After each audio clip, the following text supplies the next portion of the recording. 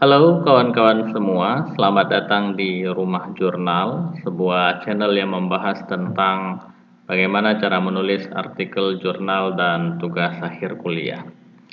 Kawan-kawan semua, pernahkah manuskrip Anda ditolak?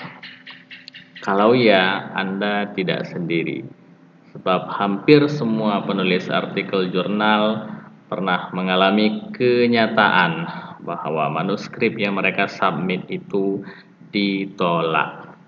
Perbedaannya adalah penulis yang berhasil, mereka tidak menyerah, mereka tidak berhenti ketika manuskrip yang mereka submit itu ditolak.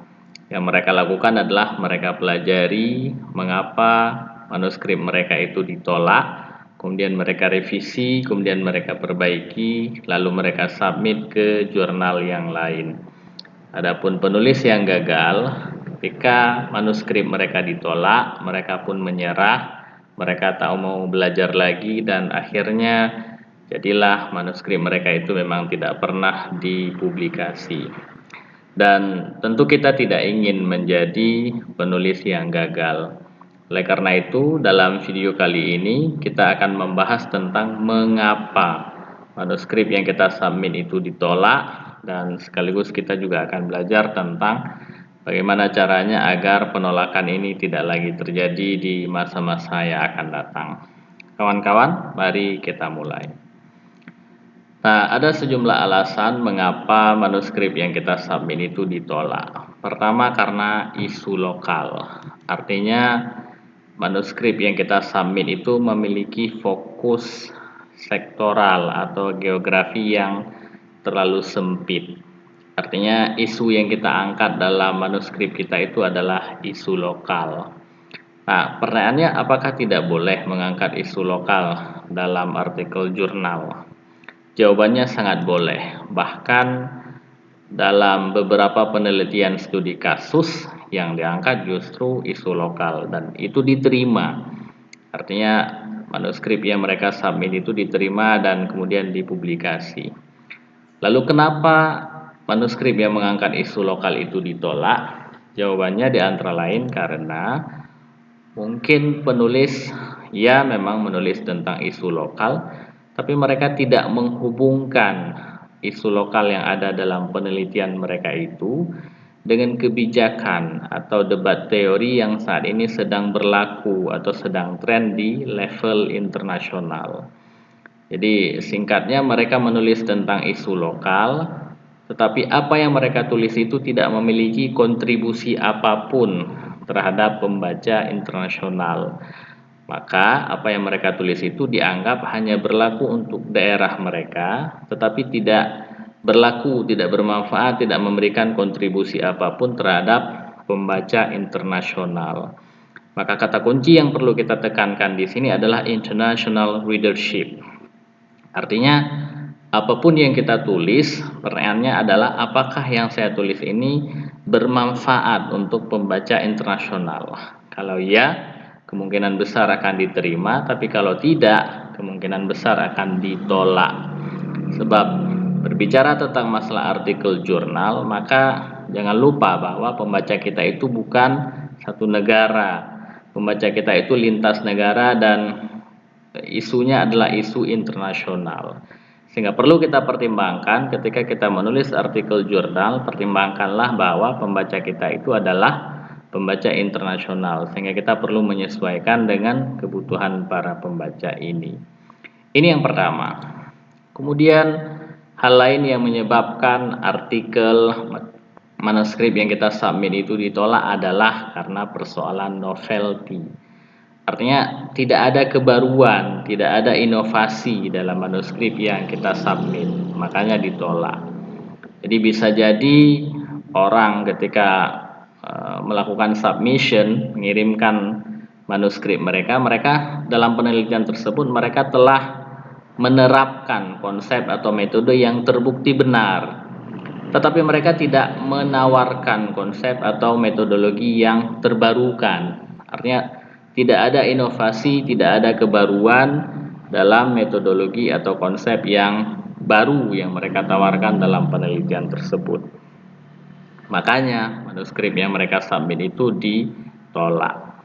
Nah, di video selanjutnya nanti kita akan bahas lebih jauh tentang masalah novelty dan bagaimana caranya agar penelitian kita itu mengandung novelty.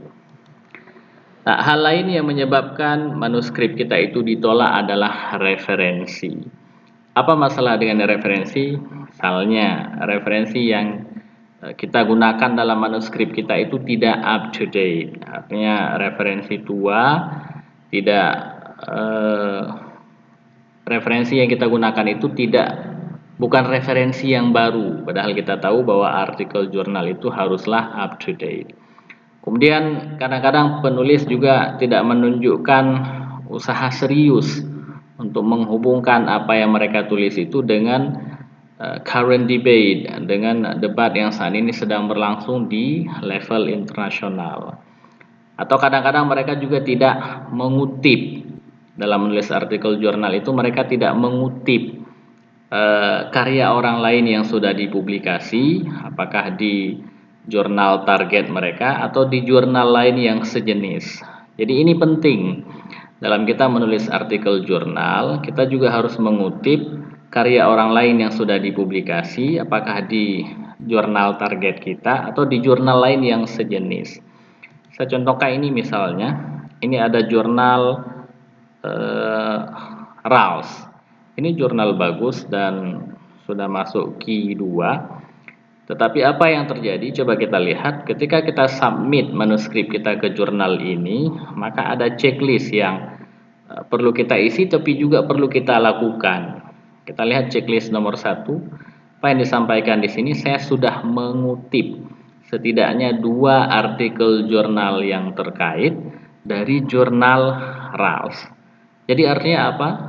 Pengelola jurnal RALS ini mewajibkan siapapun yang melakukan submission ke jurnal mereka untuk mengutip setidaknya 2 artikel jurnal terkait yang telah dipublikasi di jurnal RALS.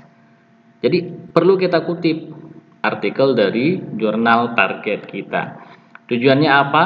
Agar peluang artikel kita ini diterima di jurnal tersebut menjadi lebih baik. Ya, satu sisi memang ini akan menambah kredit bagi mereka, tapi di sisi lain ini juga bermakna mempertahankan standar, bahwa kalau misalnya kita submit artikel kita ke jurnal Q2, maka kita perlu mengutip artikel orang lain dari jurnal Q1 misalnya, jurnal Q2 atau jurnal Q3. Jadi intinya standar dan level ini perlu kita pertimbangkan dalam hal kita memilih referensi. Kemudian hal lain yang menyebabkan manuskrip kita itu ditolak adalah kejelasan bahasa. Artinya bisa jadi manuskrip yang kita submit itu memiliki masalah dalam kebahasaan. Artinya tidak jelas bahasa yang kita sampaikan dalam manuskrip kita itu tidak jelas, sehingga membingungkan pembaca, menyulitkan pembaca untuk memahaminya. Nah, ketidakjelasan itu bisa jadi karena persoalan grammar, atau persoalan tanda baca, atau persoalan spelling, atau persoalan style bahasa, gaya bahasa. Dan terkait hal ini kita sudah pernah membahas hal ini lebih dalam di video selanjutnya, di video tentang kesalahan para penulis. Kita tidak bahas lagi ini secara mendalam. Intinya dalam menulis artikel jurnal kita perlu mempertimbangkan kejelasan bahasa, dan ini sangat berpengaruh terhadap apakah artikel kita akan diterima atau ditolak. Kemudian hal lain yang menyebabkan artikel manuskrip yang kita submit itu ditolak adalah karena manuskrip yang kita submit itu tidak sesuai dengan aim dan scope mereka. Maka perlu bagi kita untuk sebelum kita submit, bahkan sebelum kita tulis, kita perlu membaca aim dan scope dari jurnal target kita. Kita ingin submit kemana, maka sebelum artikel itu kita tulis, kita baca dulu, baca baik-baik aim dan scope mereka, lalu kita pastikan apakah apa yang akan kita tulis ini sesuai atau tidak dengan aim dan scope mereka. Kalau sesuai, barulah kita submit ke mereka. Tapi kalau tidak sesuai, maka sangat tidak cocok untuk kita submit ke jurnal mereka. Dan kalaupun kita submit tapi sebenarnya tidak cocok dengan aims dan scope mereka, maka para pengelola jurnal akan menolak manuskrip yang kita submit. Nah, kalau kita tidak yakin apakah apa yang ada dalam pikiran kita atau manuskrip kita ini sesuai dengan aim dan scope mereka atau tidak, kita boleh menghubungi editor. Jadi hubungi editor untuk kita tanyakan, sampaikan apakah apa yang ada pada diri kita ini, apa yang ada dalam pikiran kita atau artikel kita ini cocok atau tidak dengan aim dan scope mereka.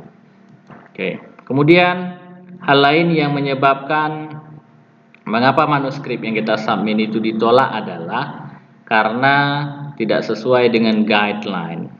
Artinya pihak pengelola jurnal sudah membuat aturan bahwa kalau kita submit manuskrip ke jurnal tertentu, maka kita harus mengikuti guideline.